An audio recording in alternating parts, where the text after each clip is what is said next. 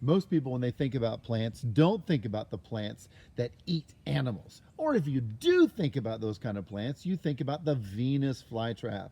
Well, there's actually 4 other varieties of carnivorous plants that are in the southeastern United States.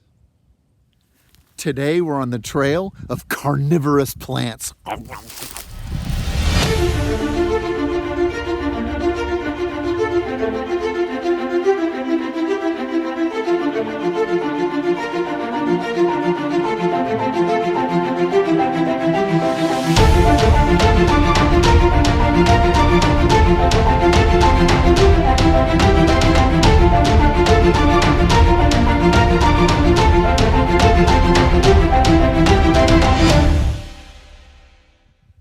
We're here in southern Mississippi in some of these pine flatwood habitats.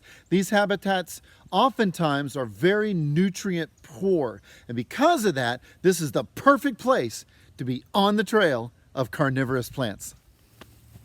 So carnivorous plant number 1 is the pitcher plant, and you can see it right here. This is actually a modified leaf of the pitcher plant, and what it does is it's modified to be able to hold water. Holds water down to here. Now, some of the pitcher plants actually have enzymes that are going to digest organisms. Others, such as I believe these pitcher plants, they actually have mostly water. They're not enzymes. They are slightly acidic, but that's because a lot of what they digest are ants. And as the ants digest, they release the formic acid that gives the sting to an ant bite. They release that into the water, and it creates something of an acidic nature. Otherwise, this is mostly water. There is a certain amount of bacteria. They're going to break down insects. As the insects crawl in, they're attracted to the pitcher plant by its color.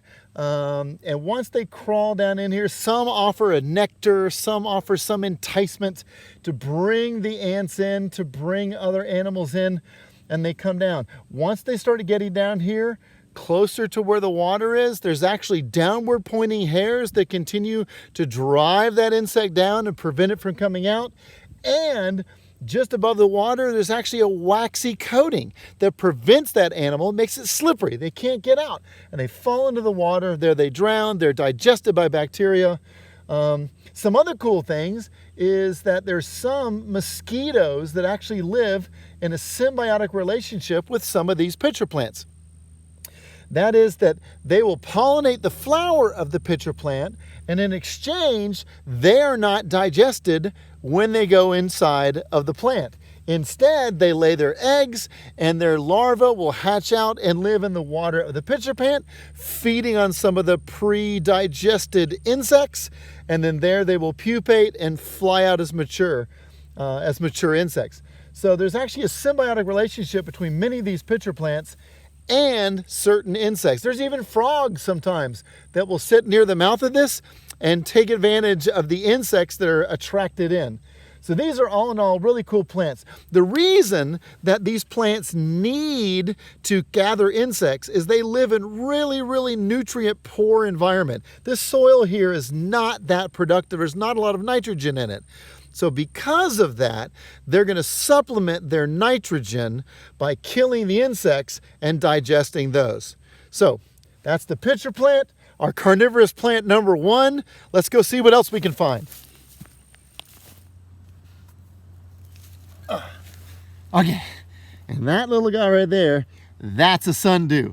The sundews are recognized by that reddish tint to them, and that reddish tint is part of the reason it gets their name, sundew, right? That, and they're covered with those little tiny drops. Each of these spoon-shaped leaves is covered with a little tiny or fine hairs everywhere, and each of those fine hairs produces a little tiny drop of sticky fluid. That sticky fluid is also a nectar to attract insects in, but it's also a digestive enzyme.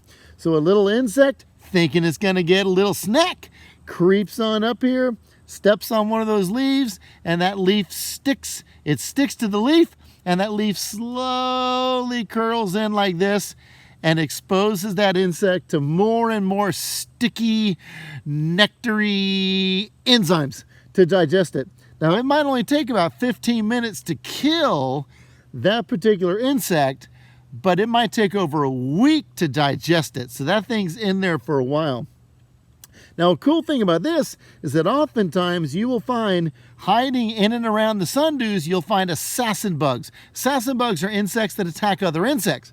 Well, those guys will hang around here, and apparently they're somewhat immune to the effect of the sundew. And they will hang around, and anytime an insect gets trapped, that assassin bug will run in and grab it and steal it from that particular plant. So there is carnivorous plant number 2. Very cool. Number 2, the sundew.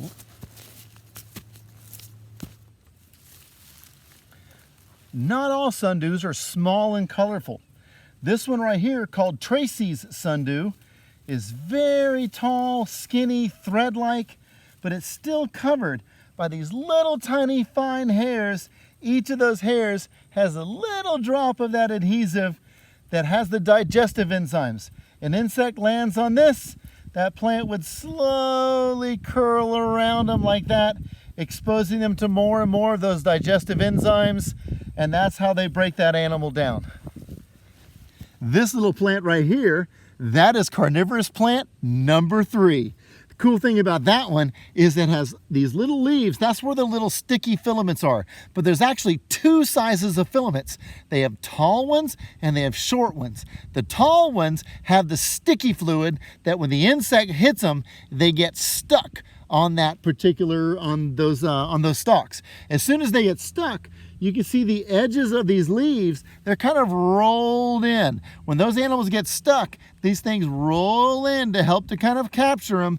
And then the shorter little stalks, the shorter hairs on those leaves will release a digestive enzyme. And that digestive enzyme is what breaks down the insect. Now, those stalks, those glands can only be used once, but that's okay because the plant can rebuild them. There are actually openings, pores in the leaves that when that insect begins to get broken down, those pores are where they absorb all that nitrogen and the nutrients from the insects. The butterwort, a lot of people haven't heard of them, pretty cool plants. So I've mentioned 3 of the 4 other types of carnivorous plants besides the famous Venus flytrap. Well, what's the 4th one then? Well, the 4th one, unfortunately, is rather difficult to find. Most of the plant is either underwater or underground. It is known as the bladderwort, and there are terrestrial bladderworts and there's aquatic bladderworts.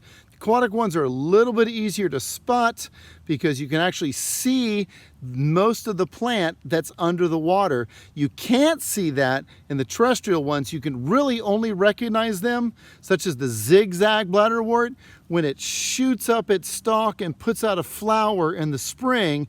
At that point you can recognize them. But I'm going to tell you about them anyway. The cool thing about the bladderworts is that their root plant stem system, whatever you want to call it, underneath the ground or underneath the water, actually has this little, these radiating stem-like structures that have bladders on them. And those bladders are connected to a tube that has a trap door. And that trap door has little triggers. And for instance, in the aquatic one, whenever they're out, they're in the water, and if a small fish, I mean really tiny fish or crustacean or some kind of microscopic or anything that goes by, if it's big enough to brush those trigger hairs, it will trip that trap door. That causes the bladder to expand and it suctions the animal inside the bladder. At that point, digestive enzymes are released to digest the animal inside of the bladder, and then later on that bladder can contract, push the water back out, and reset for the next animal to come by. That is by far probably the coolest carnivorous plant. I wish, unfortunately, I'm hiking around in the fall. In the spring is when you can find them. So I found a couple of pictures online that I've been showing you. Hopefully that'll give you a sense for what those plants are. And there you have it. Carnivorous plants. Plants that eat animals. and in such cool variety of ways. Some pitfall traps, some sticky traps, some suction traps, just the coolest stuff ever. So get out there, explore around, find some cool stuff on your own. I'm Gregg Thompson, and I'll see you on the trail.